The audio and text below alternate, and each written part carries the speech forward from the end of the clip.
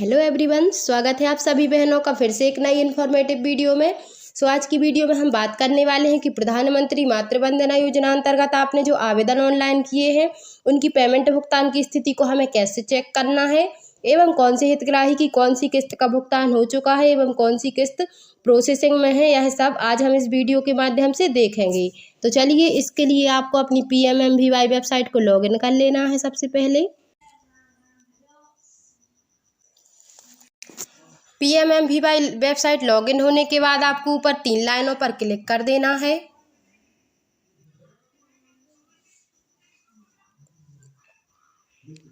इसके बाद आपको रिपोर्ट वाले ऑप्शन को क्लिक करना है।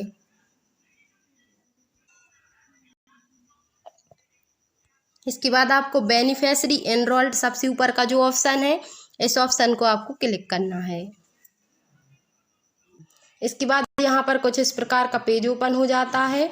यहाँ पर आपको ऊपर 3 बिंदु दिखाई दे रहे होंगे, उससे आपको यहाँ पर पेज को डेस्कटॉप साइड पर कर लेना है।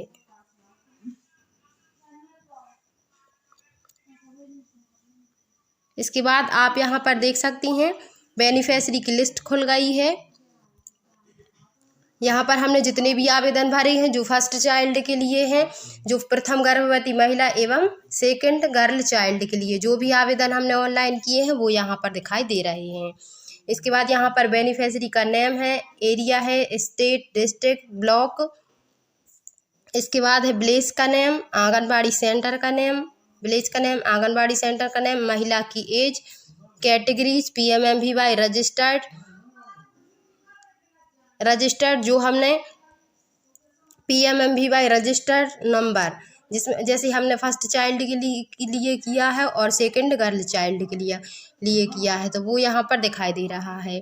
इसके बाद है वेरीफाइड बाय सुपरवाइज़र, जो हमारे आवेदन सुपरवाइज़र के द्वारा वेरीफाइड हो गए हैं, तो यहाँ पर ट्रू लिखा आ गया है, मतलब सत्य है, यह सभी आवेदन वेरीफाई हो चुके। इसके बाद है डेट यहाँ पर डली हुई है वेरीफाइड की। इसके बाद स्टेटस अप्रूव हो चुके सभी आवेदन और अप्रूव की डेट यहाँ पर डली हुई है। जब सुपरवाइज़र के द्वारा सत्यापित हुए हैं आवेदन, वेरीफाई हुए हैं, तो उसकी डेट यहाँ पर दिखाई दे रही है। इसके बाद है अमाउंट, तो अमाउंट यहाँ पर जो हितग्राही को पेड हो चुकी है वो अमाउंट यहाँ पर दिखाई दे रही है। और यहाँ पर इसके बाद है payment and process. Payment process में यहाँ पर सेकंड चाइल्ड के लिए जो आवेदन किया था उसकी अमाउंट दिखाई दे रही है, उसको अभी पे नहीं हुई है, ये प्रोसेसिंग में चल रही है। इसके बाद एक और आवेदन है जो सेकंड चाइल्ड के लिए किया गया है मेरे द्वारा। इस आवेदन की पेमेंट भुगतान की स्थिति को हम यहाँ पर देख सकते हैं। यहाँ पर 0 दिखाई दे रही है। पेमेंट इन प्रोसेसिंग में भी 0 है और अमाउंट पेड में भी 0 है। तो चलिए अब हम इसको देख लेते हैं कि इसमें क्या कमी है कि यह पेमेंट इन प्रोसेस में इसकी अमाउंट नहीं दिखाई दे रही है। सेकंड गर्ल चाइल्ड के 6000 रुपये जो प्राप्त होते हैं वो बच्चे को 3.5 माह यानी 14वें हफ्ताह के पूरे टीके लग जाते हैं बालिका को, तभी वो जब उसकी डिटेल हम इस PMMVY वेबसाइट पर अपलोड कर देते हैं वैक्सीनेशन की डिटेल को, तब यह पेमेंट प्रोसेसिंग में दिखाई देती है। इस हितग्राही की डिटेल को, वैक्सीनेशन की डिटेल को नहीं भरा है, इसलिए यह खाली दिखाई दे रही है, इसलिए यह पेमेंट प्रोसेसिंग में नहीं है। तो चलिए हम इसकी वैक्सीनेशन डिटेल को देख लेते हैं कि कहाँ भरना है। तो इसके लिए आपको फिर से ऊपर 3 लाइनों पर क्लिक कर देना है।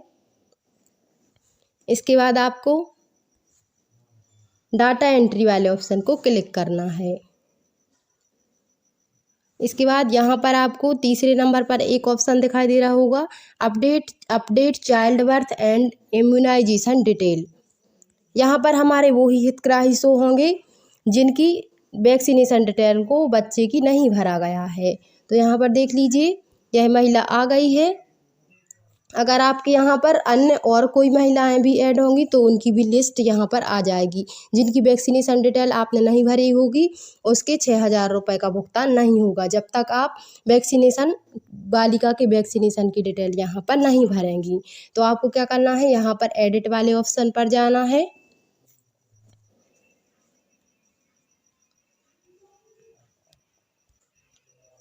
इसके बाद आपको यहाँ पर वैक्सीनेशन की तारीख को भर देना है।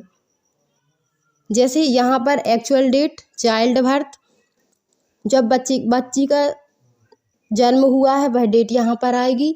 इसके बाद number of children born this pregnancy, इस प्रेगनेंसी के दौरान कितने बच्चों का जन्म हुआ, तो एक ही बालिका का जन्म हुआ, तो यहाँ पर हम नंबर डाल देंगे उसका।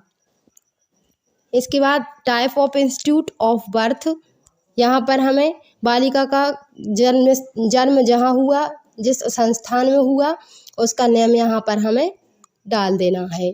यहाँ पर हम क्लिक करते हैं तो यहाँ पर लिखा जाता है anganwadi centre, government hospital, home, other, private hospital, transit.